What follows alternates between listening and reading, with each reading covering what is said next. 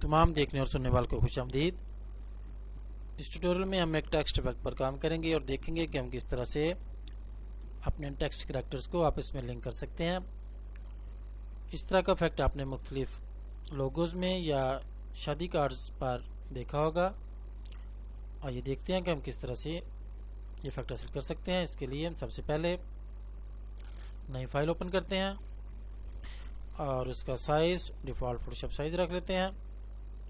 7 inch by 5 inch और mode RGB और background wide, और इसको ओके किया और डबल क्लिक किया और लेयर्स पैलेट को डबल क्लिक से अनफोल्ड कर लिया। अब इस पर हमें टेक्स्ट टाइप करना है, तो हम लहदा लेयर्स पर अपने कैरेक्टर टाइप करेंगे। इसके लिए हम इस टेक्स्ट टूल को सेलेक्ट करके हमने क्लिक किया और यहाँ पर मैं कैपिटल A लिख लेता हूँ और दूसरी लेयर पर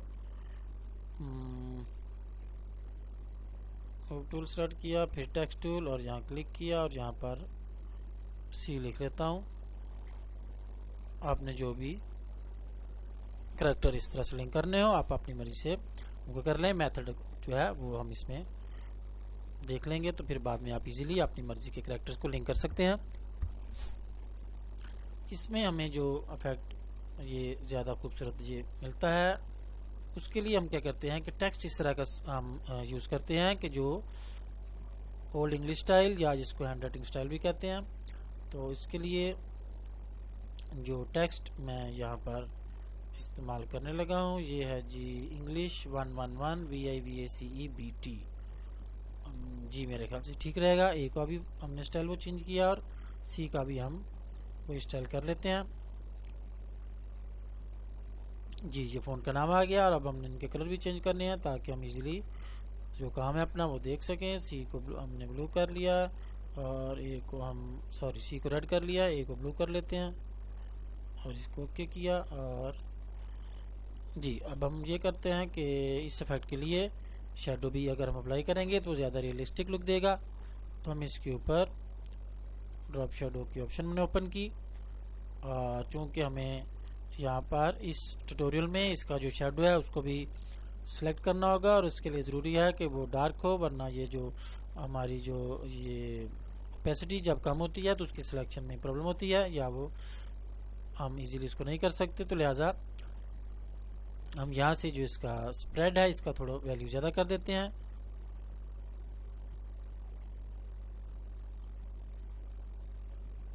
ये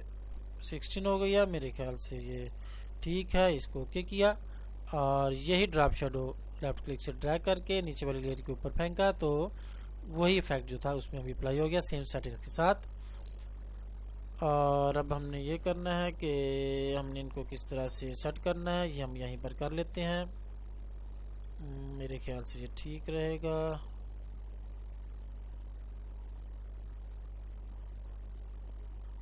जी, इसको जूम करके भी देख लेते हैं,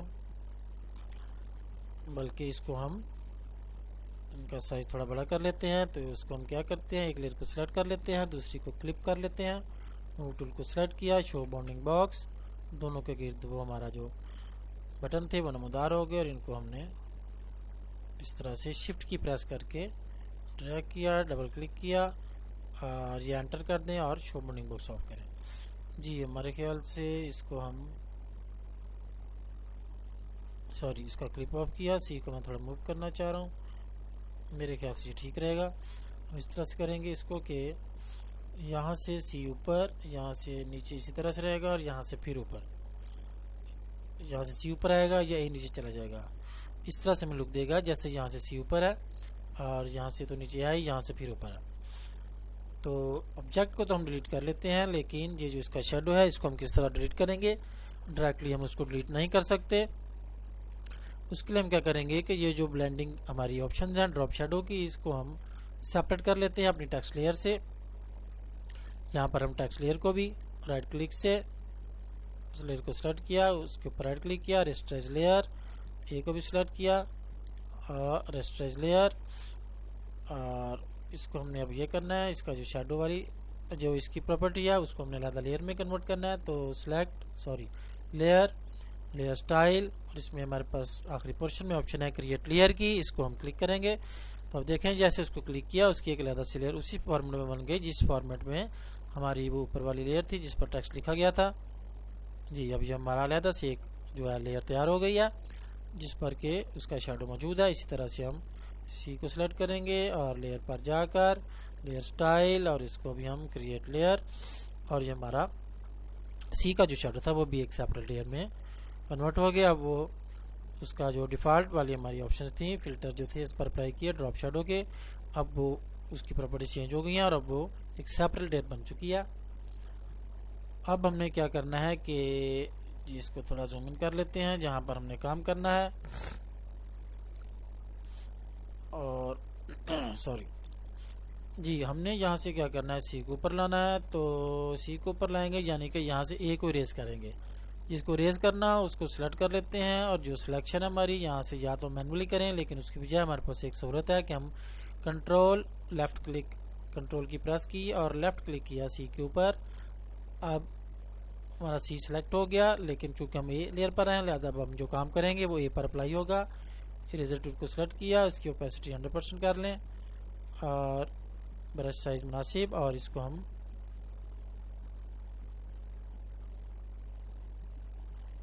हमने कर लिया इरेज। ये जो था ब्लू वाला एरिया यानी ए वाला एरिया अब यहाँ से इरेज हो चुका है और सी ऊपर आ गया है, लेकिन हमें इसलिए क्लियर नज़र नहीं आ रहा कि उसके नीचे जो ब्लू का था उसके नीचे ब्लू का शेडो भी था,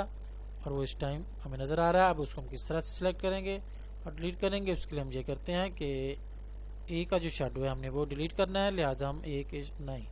हमें डिलीट जी ए का शेडो जी डिलीट करना है। हम ए के शेडो को सिलेक्ट करेंगे और सिलेक्शन हम रखेंगे ठीक है सी वाली,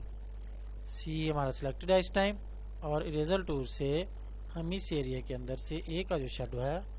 उसको डिलीट कर देते हैं। और ये देखें कि अब हमें पता चल रहा है कि जैसे हमारा जो सी है यहाँ से ऊपर है यहाँ से नीचे, लेकिन सी यहाँ से ऊपर है तो लाजमी बात है कि इसका शेडो भी ऊपर आना चाहिए। अब हम यहाँ से उसका शेडो जो है वो ऊपर इतना पार्ट्स नहीं ला सकते, लिहाजा हम उसको क्या करेंगे, या तो यहाँ पर कोई लाइन लगाएं और उसकी ओपेसिटी कम करें, वो तो मैनुअल तरीका है, या हमारे पास एक ये सूरत है कि हम इस तरह कर लेते हैं कि ए को सिलेक्ट करते हैं, कंट्रोल डी, सिलेक्शन ख़त्म की, सिलेक्ट पर जाकर डी सिलेक्ट, हमने एक जहाँ पर शेडो लाना है सी का, तो हम क्या करते हैं कि इस शेडो के अंदर से ए को थोड़ा सा हम इरेज कर लेते हैं, लिहाजा हम सिलेक्ट करेंगे सी का शेडो, सी के शेडो पे क्लिक किया और ए को हमने सिलेक्ट किया और इरेजर टूल और ओपेसिटी उसकी हम 50% से भी कम कर लेते हैं, 33 मेरे ख्याल से यही करके देख लेते हैं। और इसको जो ब्रश है वो भी हम सॉफ्ट कर लेते हैं, और इसका साइज हम लेफ्ट ब्रैकेट से जी 10 हो गया। इसको हम यहाँ से अब हल्का सा इरेज कर लेते हैं,